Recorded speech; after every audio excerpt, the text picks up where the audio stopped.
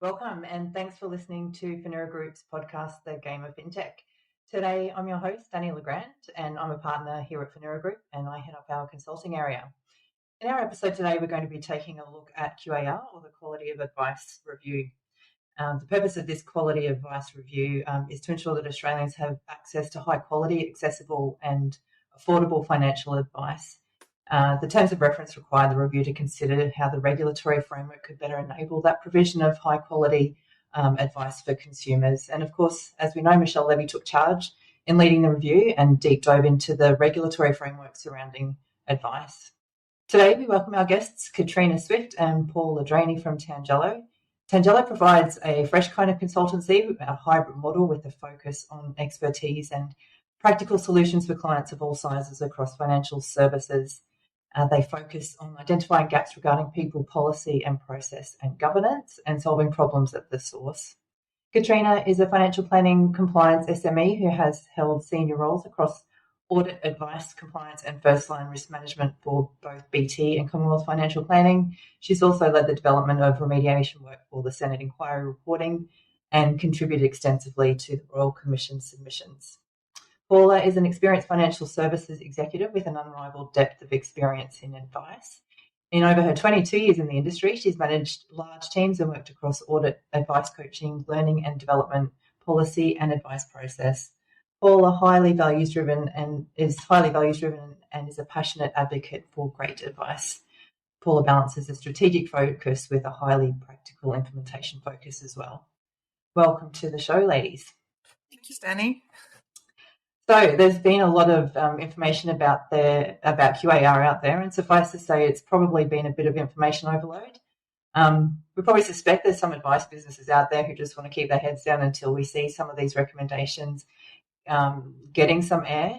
So what we wanted to do was to keep this podcast brief and punchy. So we're going to discuss 3 of the recommendations that have been attracting much discussion amongst advisors and their teams, and perhaps give some takeout so we can start thinking about as the review moves through the relevant consultation process.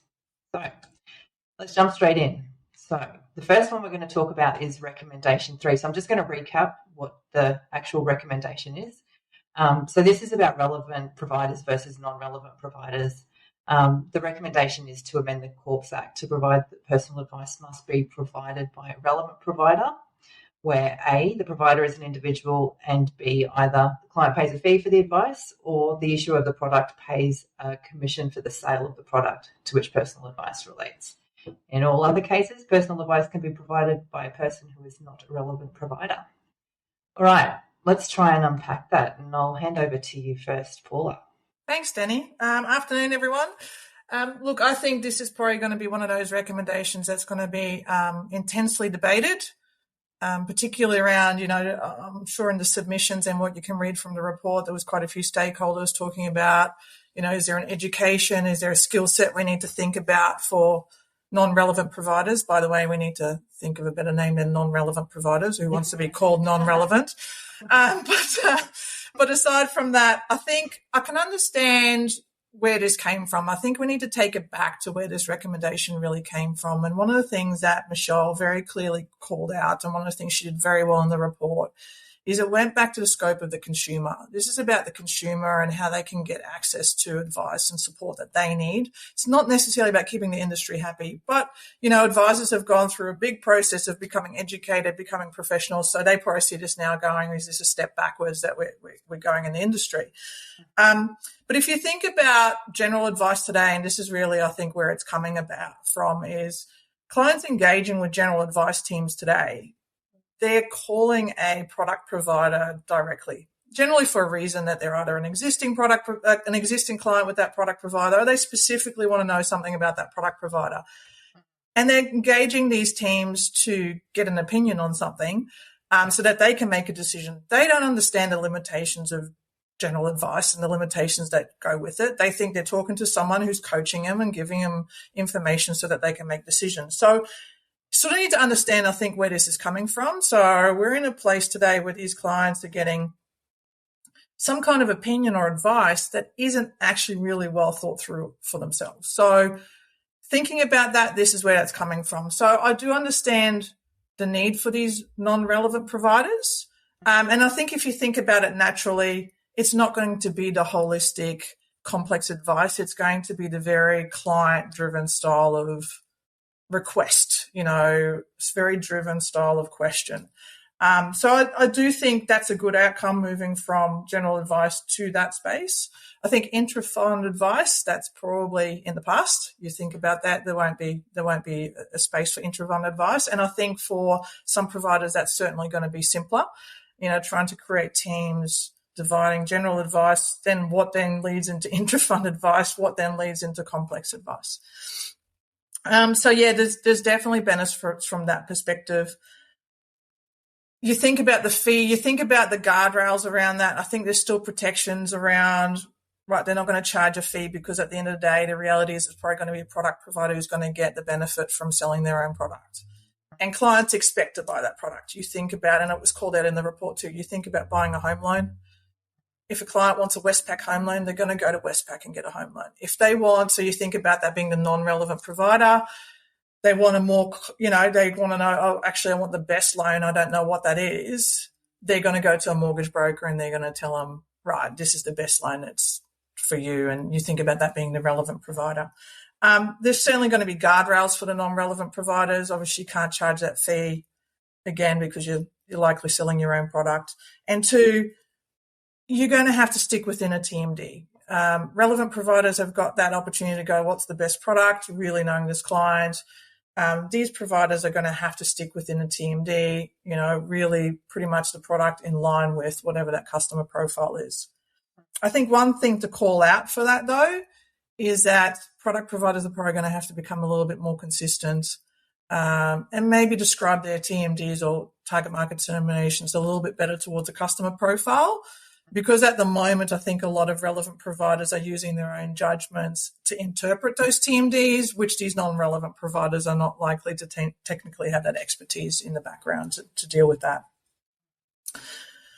And look, I think, and I'll throw over to Kat in a minute, but I think the only other thing to call out there as well is the obligations is an interesting part from a relevant to a non-relevant provider described in the report.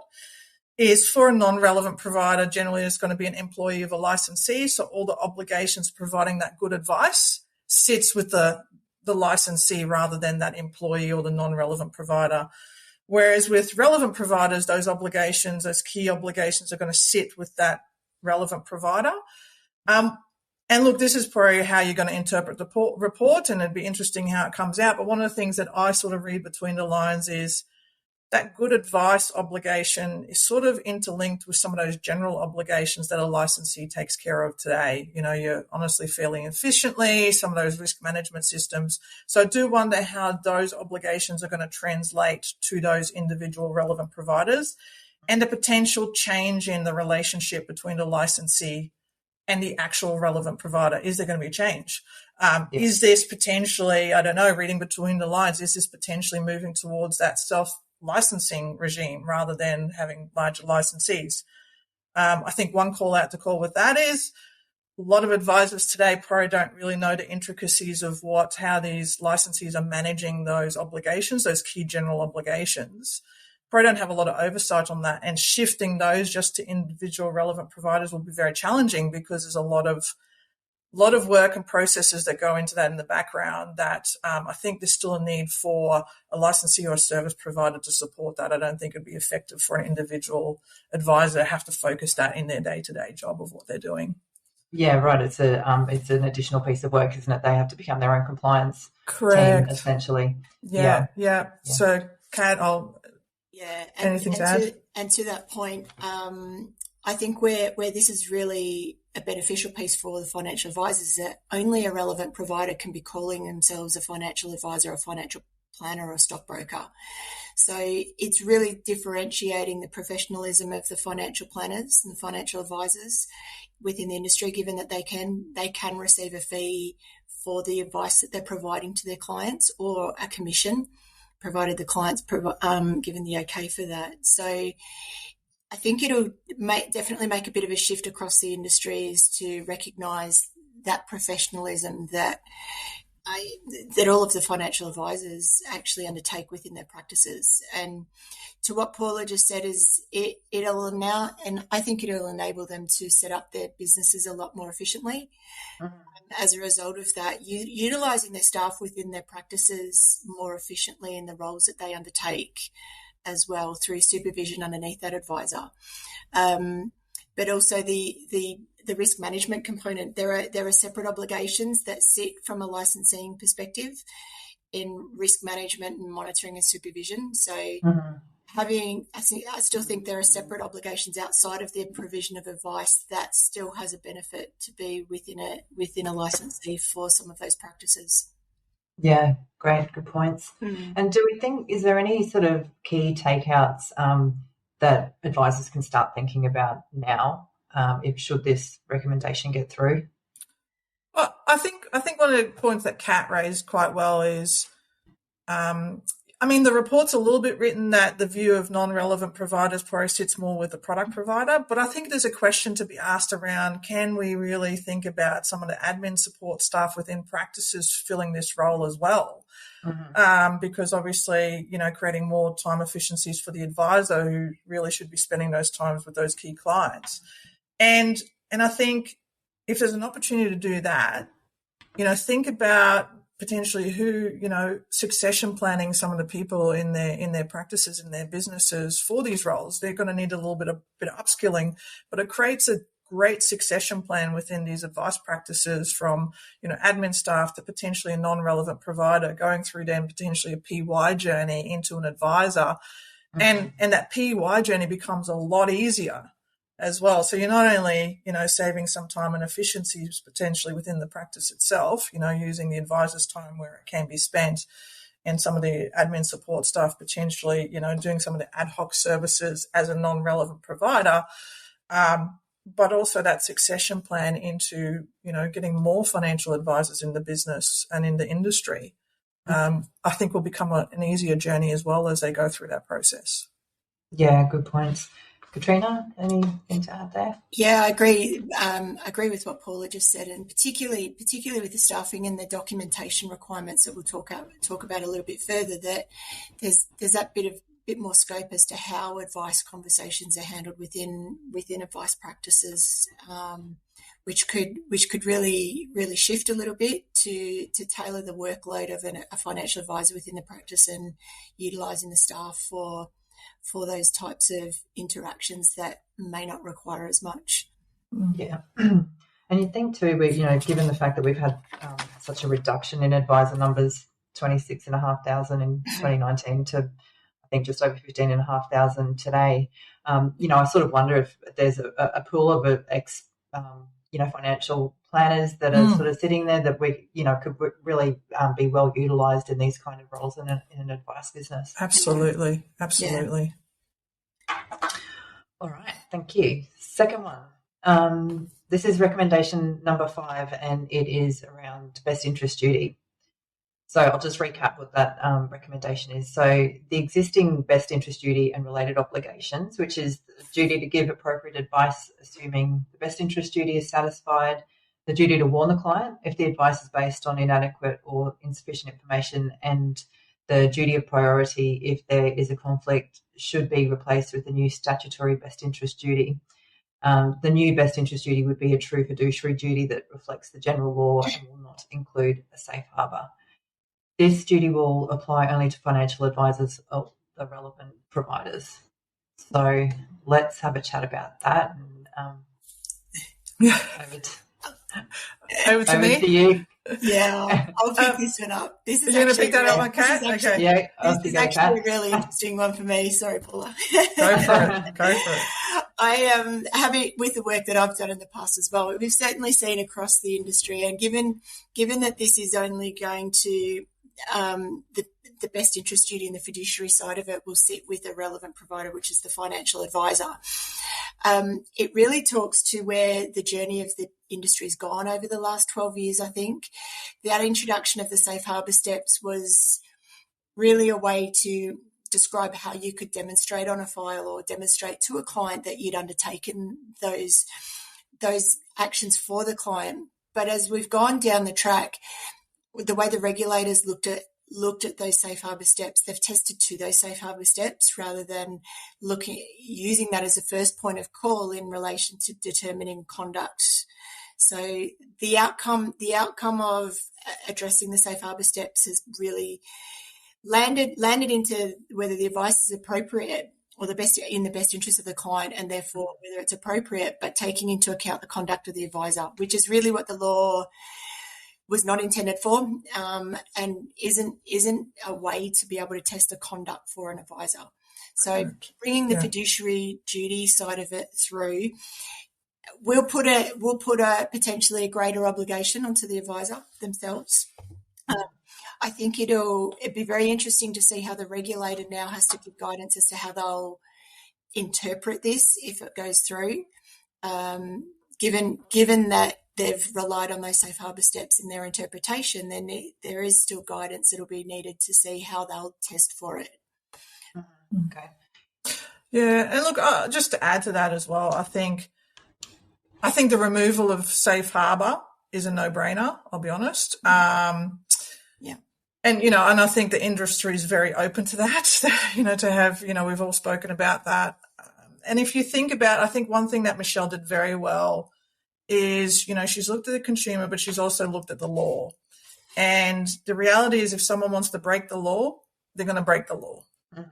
And you can't have a law, and the way she's called it out, you can't have a law, which is what Safe Harbour and BID currently was doing, is trying to govern a conduct or a behaviour. That's not the purpose of the law. So I think she's recognised that, and really about bringing that law back to being simpler around let's focus on getting the right outcome for the consumer, making it simple and clear enough so that if someone does breach the law or, doesn't do the right thing, then the courts can clearly take an avenue understanding what they need to do. So I think that's the purpose and background around that. But I think one of the key sleepers to really call out about this is the key change for the best interest duty, if we look at it today, it's about better position. So, it was about demonstrating that the client gained a benefit as a result of the advice, a benefit. Yeah. But you're moving towards statutory best interest duty. We're now talking about the best outcome for the client. Mm-hmm. And I think that's a whole different ballpark. That's a whole different game we need to aim for. Yeah. So I think, again, thinking about how that's going to be interpreted, I think you could have people that are going to interpret that to the absolute extreme, which is, you need to know everything about everything on the market. I question about whether that's realistic. I don't think it's realistic for a relevant provider to know every single product on the market in and out. There's just too many. I think also potentially the risk of that being interpreted is always about the cheapest product out there, which is, I think that's dangerous because it's not always about the cheapest product. Again, it's going back to what is fit for purpose for the customer in their relevant circumstances. So I think there's a bit of risk that this is going to be interpreted to the extreme. Mm-hmm. But I also think the other thing as well is I think it's changing that dynamic a little bit around how we deal with APLs at the moment. So how, today, does that mean it's an open APL and you do need to consider everything on the market? That's an opportunity, I think, for technology providers to go, how do we make our research tools simpler and easier and transparent so that, that relevant providers can easily determine what products are out there because, again, they're not going to know it all. Or is it about, can you demonstrate you've got a wide enough, diverse enough APL that you're not leaning or biased towards a certain outcome? Yeah. So it'd be interesting to see how that's interpreted. And that seems like a bit of an objective answer, really, doesn't it? How one interprets an APL. There would be clear signs of a biased APL, I'm sure, but if an APL does include a variety of products, then who's making that decision on whether it's a large enough APL? Completely. Correct. And it comes back to so it brings back, though, from that the professionalism of the advisor angle is them showing how they've made that judgment right through all of this. It's like, how is the advisor applied their judgment in order to ensure that it is fit for purpose based on their circumstances, based on all of their best interest requirements that they'll have. Making sure that it's back to fit for, as Paula said, fit for purpose, and the judgment is documented through the file, how they've chosen it and why they've chosen it. As Paula said, it's not necessarily cost. It doesn't have to be based on performance. It's really back to what is suitable and what's needed by the client. So the go forward component from an obligation perspective is still talking about best interest duty, the incomplete and worn component, the appropriateness of the advice. So there's still three core components that will move forward potentially if this is taken forward. And so there's going to be a lot more documentation of how the advisors have got through that process, I think, going forward. Yeah, good call. And that sort of leads us into our the next recommendation, which is around the statement of advice. So there has been a lot of chatter, positive and positive thoughts about this, and also negative thoughts about the potential change in the advice SOA requirements. So just to recap on that one, sorry, just 1 second.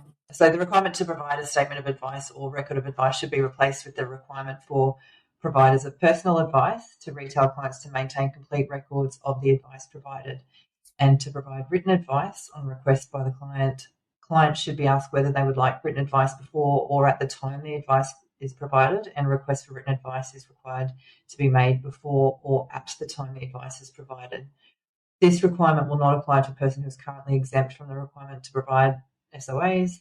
So, for example, a person who provides personal advice about general insurance products. And we looked at ASIC to provide guidance on how advice providers may comply with record keeping obligations. This is a little contentious, I guess, with the chatter that's going on out there. And personally, I've been in the industry for many years, 25 years, back when CARs and strategy papers were the requirement for advice or for recording advice.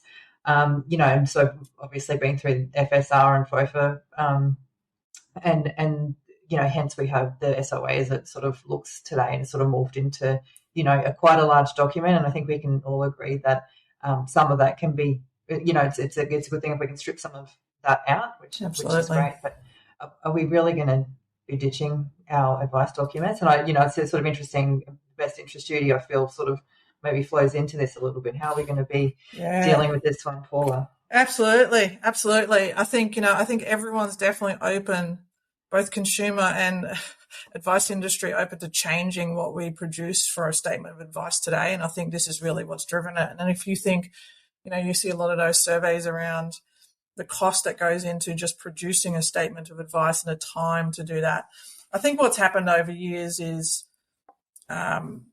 general paranoia and caution, too much caution. As soon as something's gone wrong, we've just built another disclosure on top of a disclosure, rather than, and it's the risk we do every time. And actually, a lot of time we spend with our clients, we always see this a lot, is what happens is you detect a problem, and instead of looking at what caused the problem and seeing if there's an existing process that you can solve for that problem, we tend to build another process on top of that. And I think that's what's happened with statements of advice over the years, is we've detected a problem, something's gone to court, or ASIC's targeted something, and we've just built another disclosure or another piece in the advice document to cater for that. And we've ended up with 80-page statements of advice.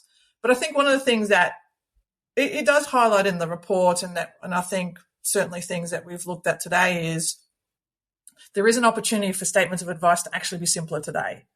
The number of disclosures we put in there today, they're repetitive, they're duplicated, they're not understood by clients. ASIC is very clear that this statement of advice should be short, concise, and easy for clients to understand. And we as an industry have completely, overcomplicated and over-engineered it. I do think there's still an opportunity to think about how can we actually use the existing technologies or the things that we've invested in as an industry, such as your statement of advice, but bringing it back to what its original intent was. And if you think about in practice, one of the things that is called out in the report is, yes, you don't have to give the client a statement of advice or a written document unless they ask for it. Now, there's two opportunities to gain that. You need to get consent from the client either before giving the advice or at the time of giving the advice, whether they want a written document. That's not something that you can just out of the blue, as soon as a customer says, yes, I now want a written document, figure out how you're going to do that. I think as a business, you need to really be well set up to go, the minute that's asked for, I can produce one. Because, again, it needs to happen at the time of advice. So you don't want to get halfway through a presentation, a client says, can I have this in writing, and go, whoa, stop, I need to stop the advice presentation because now I've got to figure out how to write a document. Yeah. Stations. That's something almost that's going to have to be incorporated into your advice production workflow or process. Absolutely. Plan. And, sorry, Kat. Yeah. That's right. I was just saying, plan what that type of document might look like. Even if the client has asked for one, it doesn't mean that it needs to be the long-winded document that it is now.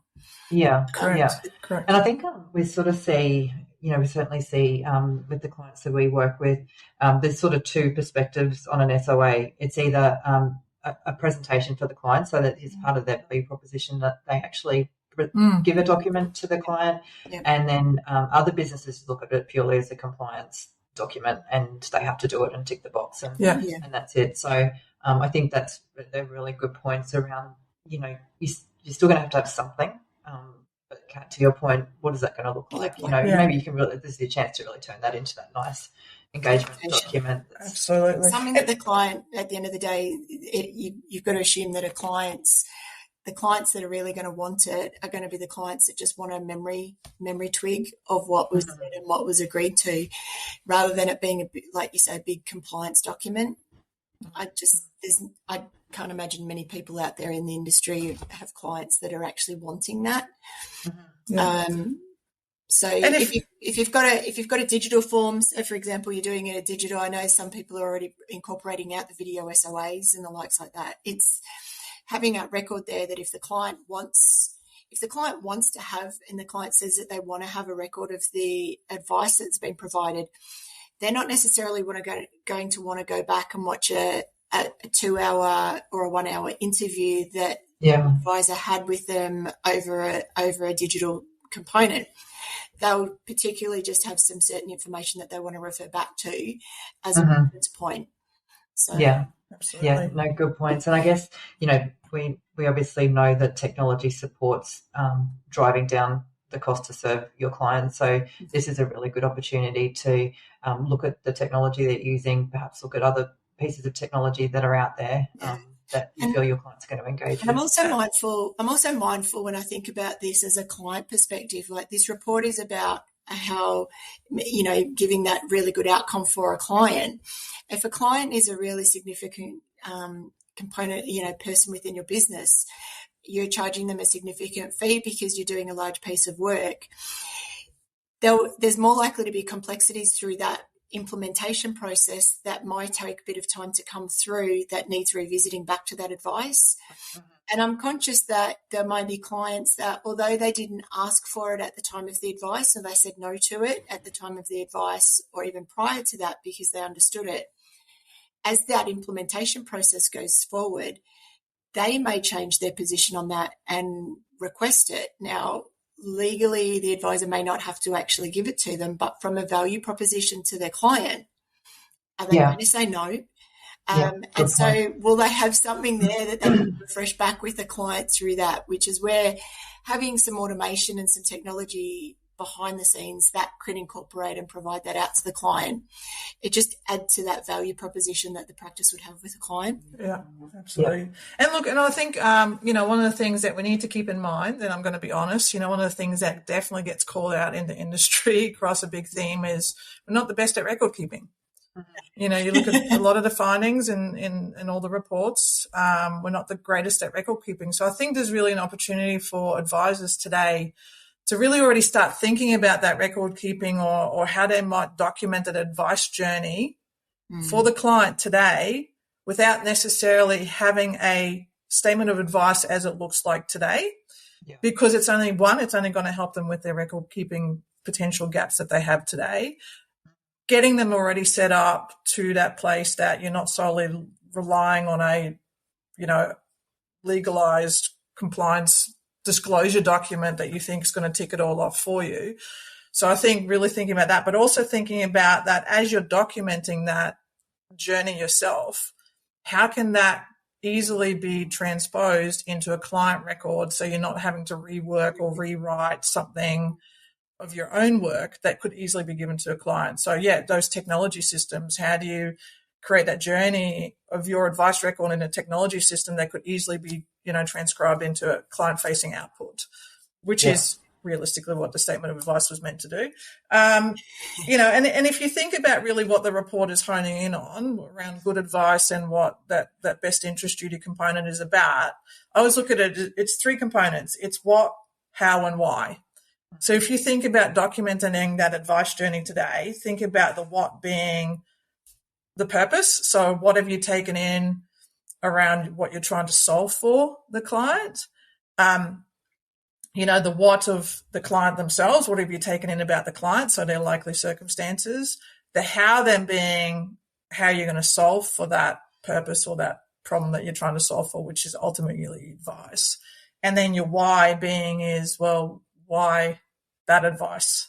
Why that outcome for that particular client, that thinking best interest duty going forward is the best outcome for them personally, solving to that what and that how, that what and that how. Yeah. What is your judgment and why have you applied it?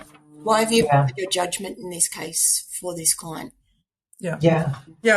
And if you can do that today, I think that will easily become the future written record of the client. That's all they want to know. Is what are we doing, how we're doing it, and why are we doing it. Yeah. It seems reasonably a good simplified way of actually articulating that. Excellent. All right. So that's the 3 sort of most discussed, I think, at the moment. Obviously there's a lot of chatter about all of the other recommendations as well.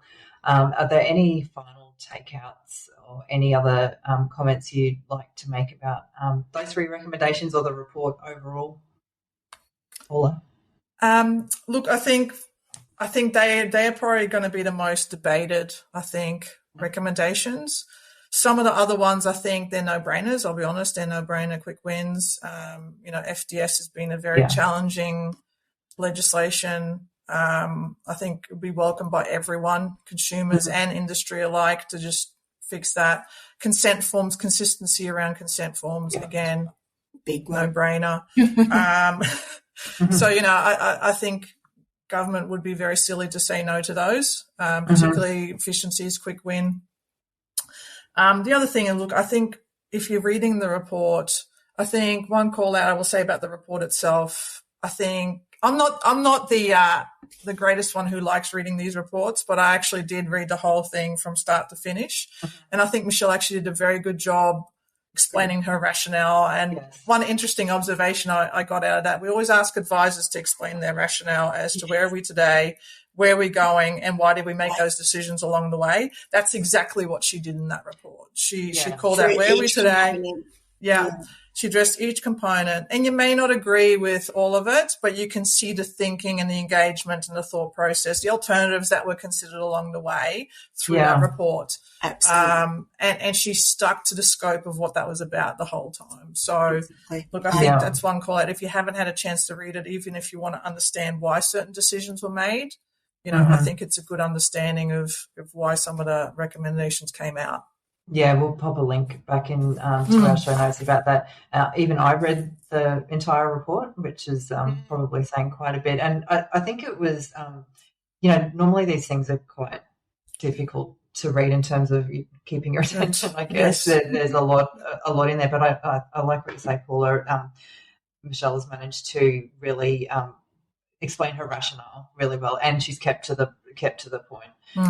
So I found it was quite interesting, and something that we should all really have our heads around, I think.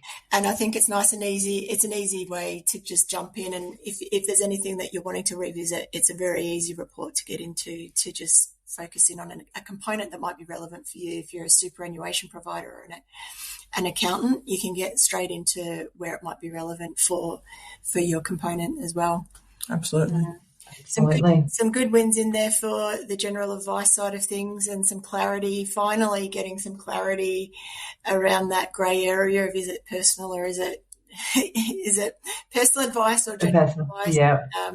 I think we've all in the industry known that it tends to lean to personal advice with a loophole to try and call it general advice. So it's nice that it's being called out and that businesses can structure their teams accordingly now.